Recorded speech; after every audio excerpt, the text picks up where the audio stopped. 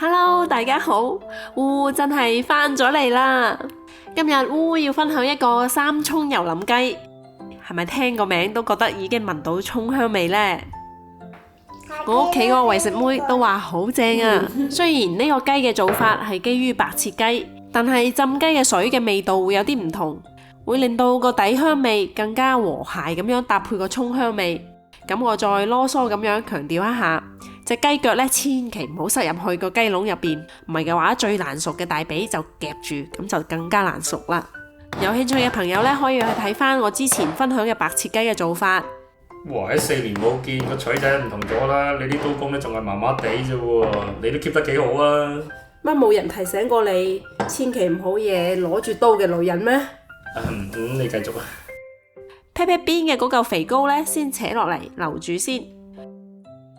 好似我咁樣唔中意食劈劈嘅，咁就先將佢去走啦。同埋記得清理下啲內臟先。咁條雞頸嗰度呢，記得開個窿喎，一陣間浸雞嘅時候，啲水可以更加容易咁樣流入去個雞嘅腹腔入邊，令到裏外嘅水溫可以平衡啊。清理乾淨嘅雞呢，攞去沖洗下，咁就可以準備浸雞啦。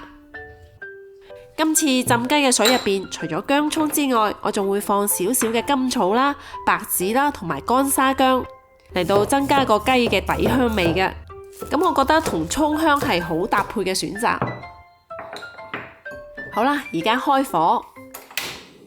咁而家先加少少油，用中細火將之前扯出嚟嘅嗰塊肥膏煎出雞油先。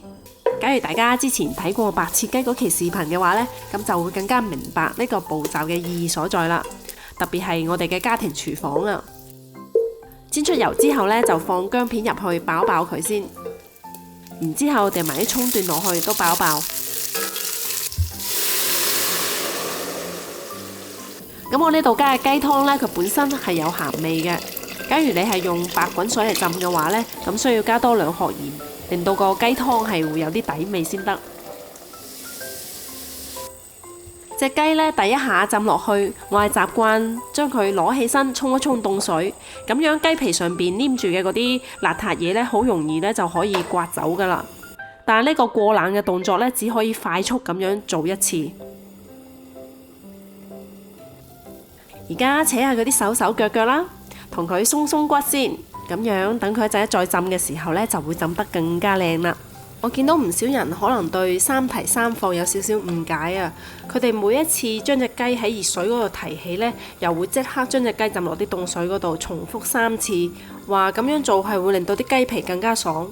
但係其實呢，咁樣反覆冷熱嘅交替呢，只會令到啲雞肉變得好鞋啊，而且唔會令到啲雞皮變爽噶。真正可以令到啲雞皮變爽嘅步驟呢，只係浸完雞嘅嗰次冰鎮，而唔係一開始就咁樣做嘅。真正嘅三提三放呢，係為咗令到啲熱水流入個雞籠入邊，令到雞籠入邊嘅溫度同雞外邊嘅溫度啲水溫係一致嘅，更加快速均勻咁樣將隻雞浸熟。所以大家記住啦，千祈唔可以一開始浸雞嘅時候就同佢冰火兩重天，咁樣隻雞就會鞋俾你睇啊！浸咗隻雞落去之後呢，要撳下隻雞，轉下個位置，等雞籠入邊嘅嗰啲空氣全部排晒出嚟。咁等啲浸雞水再出現蝦眼水嘅狀態嘅時候呢，我哋就可以關火浸佢啦。而家隻雞就浸緊啦，咁我哋嚟準備個三葱啦。洋葱呢，有葱香味之餘，仲會帶啲甜味。咁講到紅葱頭啦，我哋呢度就真係買唔到廣東嗰種細細粒好香嘅嗰種紅葱頭仔啊。咁就只可以用呢一種嚟將就啦。而家嚟切啲葱花先，準備一陣嚟炸葱油嘅。仲有洋葱都切成細細粒嚟備用。最後切啲葱絲同埋小葱頭，一陣嚟擺盤嘅。啲葱絲可以用啲清水浸浸佢。好啦，而家隻雞浸咗25分鐘啦，應該就浸好啦。用最簡單粗暴嘅方法睇下佢熟未先，雞隻大髀，冇血水，搞掂。皮爽嘅關鍵呢，當然就係冰鎮啦。用冰水浸個7-8分鐘左右，咁就可以攞去斬件啦。為咗唔好暴露我4年嚟刀工冇乜進步嘅事實呢，斬嘅過程我就唔詳細咁樣展示啦。好啦，而家嚟炸三葱油先，倒啲凍油落去，直接開火嚟炸。等啲葱呢喺加熱嘅過程，慢慢咁樣釋放出啲香味。等啲葱油慢慢炸住先。過到嚟呢邊，我哋擺個盤先。啱啱浸過水嘅葱絲呢，攞個紙巾吸一吸啲水分，再鋪喺上面。加啲葱頭粒同埋炸乾葱先。咁而家隔離嘅嗰啲三葱呢，都炸到微微黃啦，咁就差唔多啦。我哋可以隔住個濾網，將嗰啲香噴噴嘅葱油呢，就淋到啲雞上面。哇！啲葱油真係好香啊！剩低嘅葱渣呢，都唔好掉，留住佢嚟煮豉油。加2-3湯匙浸完雞嘅嗰啲湯水落去，再嚟1粒冰糖仔，先煮溶個冰糖，再等啲葱渣出一出味先。豉油要遲少少放，唔係嘅話啲豉油煮得耐呢，會有少少酸味嘅。而家啲冰糖煮溶開晒啦，三葱嘅剩餘價值呢，都炸乾炸淨啦。呢個時候可以放豉油啦。而家煮嘅呢個豉油汁呢，其實入邊係有好多水分嘅，需要自己試一試味，補啲鹽，唔係嘅話會偏淡噶，稀釋咗好多噶啦。因為假如中意嘅話呢，仲可以加翻少少嘅魚露或者少少大地魚粉，增加個風味，但係一定唔可以多，唔係嘅話會奪味噶。將調配好嘅呢啲香噴噴嘅豉油淋上去，咁我哋呢個三葱油淋雞就大功告成啦！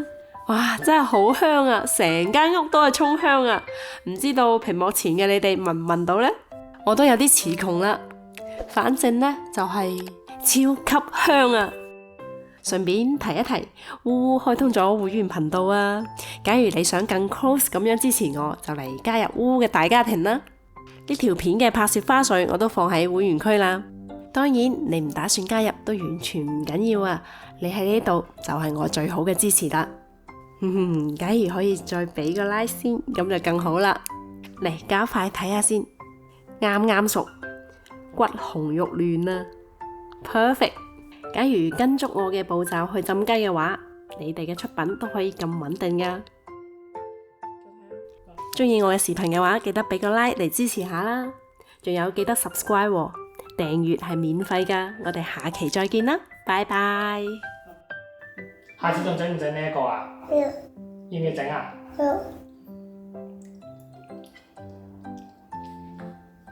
下次都整呢個。